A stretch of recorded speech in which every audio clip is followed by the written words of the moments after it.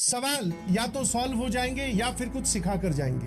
या तो सवाल सॉल्व हो जाएंगे, मैथमेटिक्स की अगर मैं बात करूं तो, या कुछ सिखा कर जाएंगे। अब इन दोनों ही कैटेगरी में, दोनों ही सिचुएशन में बेनिफिशियल सिचुएशन है। दोनों ही कंडीशन हमारे लिए बेनिफिशियल है। या तो वो हमसे सॉल्व हो गया, कॉन्फिडेंस अप हुआ। अगर वो हमसे सॉल्व नहीं हुआ तो उसका कारण पता करो और उस कारण को अपने दिमाग में रखो एज ए एक्सपीरियंस। तो दोनों ही हमारे लिए चीजें अच्छी हैं। हमें सर अगर कोई सवाल नहीं सॉल्व होता है तो वो हमें बहुत सारी चीजें सिखाता है कि भाई तूने इसमें कैलकुलेशन एरर की है, या फिर तूने इसमें ये वाला कॉन्सेप्ट नहीं लगाया, या फिर तुझे ये वाली बात सोचनी चाहिए थी, तो यहाँ तक नहीं पहुंच पाया या नहीं पहुंच पाई। तो आपके सामने दो स्टूडेंट्स की कहानियां हैं। ये दो स्टूडेंट हैं, स्टूडेंट ए और स्टूडेंट बी। ध्यान से पढ़ते हैं। ये अपने आप को बोलते हैं एक बंद कमरे में, जिस स्टडी टेबल पे ये बैठ के पढ़ते हैं उसमें स्टूडेंट ए और स्टूडेंट बी की कहानी देखो सामने आराम से। स्टूडेंट ए क्या बोलता है, क्लास में सब कुछ समझ में आ जाता है। ध्यान से ना, कि मैथ्स बहुत डिफिकल्ट है, मैथ्स में बहुत टाइम लगता है, मैथ्स की जगह कोई और सब्जेक्ट पढ़ लेता या लेती हूँ। ये स्टूडेंट ए की कहानी है। एक बार बताओ, इस कहानी से कौन सा एटीट्यूड आपको दिखाई देता है? Is it A winners attitude और ए लूजर्स एटीट्यूड? मतलब सर ये तो गिव अप करने वाला एटीट्यूड है। This is give up attitude. क्या मैं सही बोल रहा हूँ कि हाँ सर, घर क्लास में तो सारी चीजें समझ में आती है, घर पे जाते हैं तो कुछ क्वेश्चन हमसे नहीं सॉल्व होते हैं, मैथ्स बहुत डिफिकल्ट है, मैथ्स में टाइम लगता है, फिर वो अपने आप को बोलने लगता है कि मैथ्स की जगह कोई और सब्जेक्ट पढ़ लेता हूँ या लेती हूँ। ठीक है, अब स्टूडेंट बी की कहानी सुनो। आपको जानकर बिल्कुल हैरानी नहीं होगी कि स्टूडेंट बी भी क्लास में सब कुछ समझ में आता है, घर पर जाकर मुझसे क्वेश्चन सॉल्व नहीं हो रहे। ऐसा नहीं है कि स्टूडेंट बी के लिए ये है कि उससे घर पे जाकर सारे सवाल सॉल्व हो गए, नहीं। स्टूडेंट ए की कहानी और स्टूडेंट बी की कहानी इन दो लाइंस तक सेम है।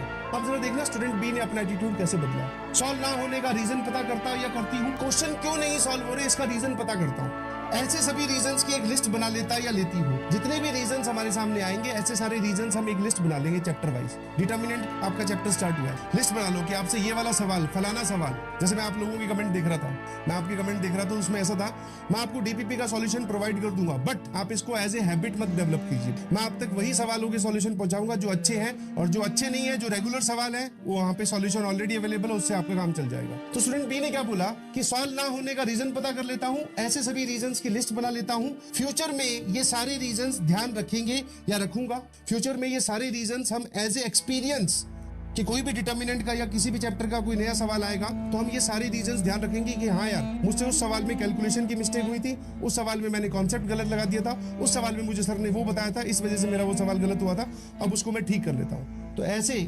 फ्यूचर में ये सारे रीजंस एज ए एक्सपीरियंस अपने पास रखना। मैथ्स हमें रैंक दिलवाएगी। सर व्हाई दिस स्टेटमेंट, आपने ये क्यों लिखा, फिजिक्स केमिस्ट्री इंपॉर्टेंट नहीं है क्या? मैंने कहा नहीं जी, ऐसा नहीं बोल रहा हूँ कि फिजिक्स केमिस्ट्री इंपॉर्टेंट नहीं है, फिजिक्स केमिस्ट्री भी इंपॉर्टेंट है। आजकल का जो सिनेरियो है, जो बच्चे मैथ्स में फोड़ रहे हैं उन्हीं की रैंक बहुत अच्छी आ रही है। जो बच्चे मैथ्स में फोड़ रहे हैं उन्हीं की रैंक बहुत अच्छी आ रही है। तो मैथ्स ही हमें रैंक दिलवाएगी, इसको छोड़ने से काम नहीं चलेगा। जबकि स्टूडेंट ये क्या बोल रहा था कि मैथ्स बहुत डिफिकल्ट आ रही है तो कोई और सब्जेक्ट पढ़ लेते हैं। पढ़ाई दोनों ही पढ़ना चाहते हैं, दोनों ही स्टूडियस है, मतलब दोनों ही पढ़ने वाले स्टूडेंट्स हैं।